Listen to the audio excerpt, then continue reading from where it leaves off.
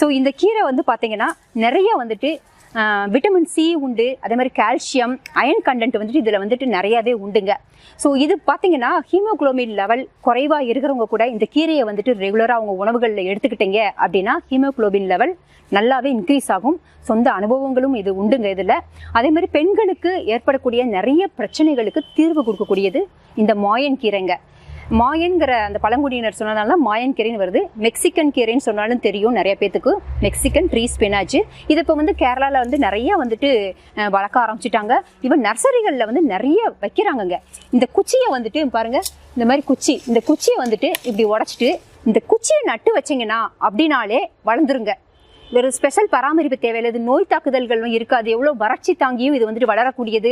எங்கே இப்படி தூக்கி நம்ம போட்டாலும் சரி அங்கேயும் வேர் பிடிச்சி வளரக்கூடியது. அந்த மாதிரி ஒரு சிறப்பான கீரைங்க இந்த மாயன் கீரைங்கிறது. ஸோ இதை வந்து எல்லா வீட்டு தோட்டத்துலையும் வளர்க்கலாம்.